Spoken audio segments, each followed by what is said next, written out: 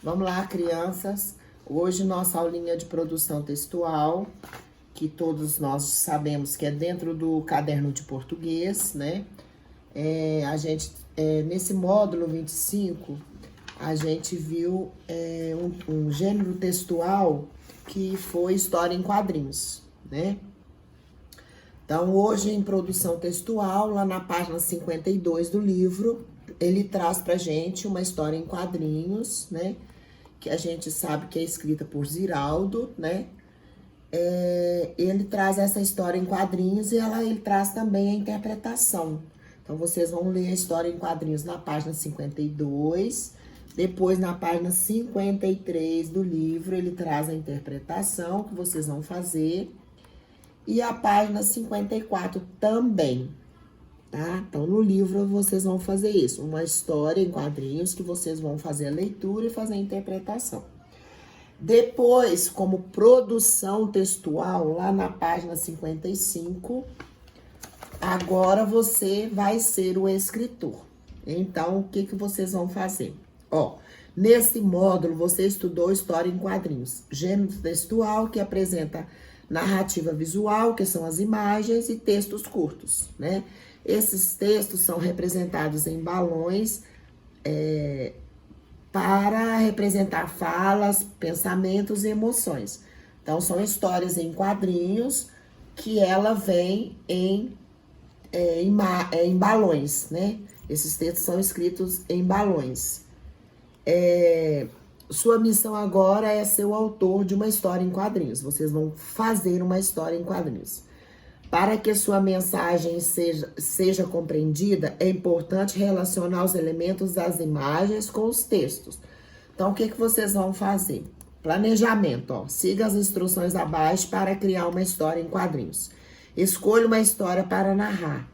Pode ser alguma situação que você já viveu ou algo imaginado por você. Então, você vai pensar em uma história que você viveu ou alguma coisa que você queira imaginar. E vai colocar essa história, né, ou esse momento que você viveu nessa história em quadrinhos.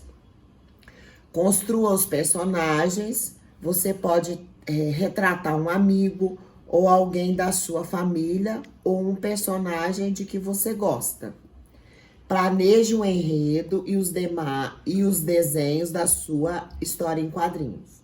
Você pode contar a sua coisa, você pode contar muita coisa com os desenhos sem escrever muito, né? Então, por exemplo, através do desenho também, a gente faz leitura de imagem. Então, assim, às vezes você vai fazer um balãozinho, ou uma história, um quadrinho, que ele não vai ter fala, ele vai ter só a imagem, que é o desenho. Aí, através desse desenho, a gente consegue fazer leitura de imagem, né?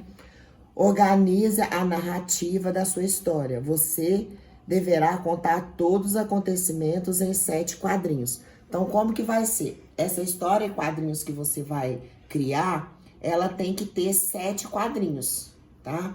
Nessa página anterior aqui, vamos lá, na página 52, voltando lá para vocês verem. Na página 52 do livro, ele teve 1, 2, 3, 4, 5, 6, 7, 8, 9 quadrinhos, tá? Então, ele teve 9 quadrinhos, 1, 2, 3, 4, 5, 6, 7, 8, 9.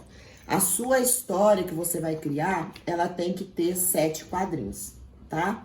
Então, você vai criar a sua história, né? Lembrando sempre de fazer o rascunho, que eu já falei, o rascunho serve pra gente mudar algumas palavras, fazer correção de pontuação, de acentuação, de alguma palavra que às vezes você colocou e que depois, quando você vai fazer a correção, você acha desnecessário, ou acrescentar também palavras, tá? Depois que você escreveu a sua história, aí por último você vai dar o título da história, tá bom?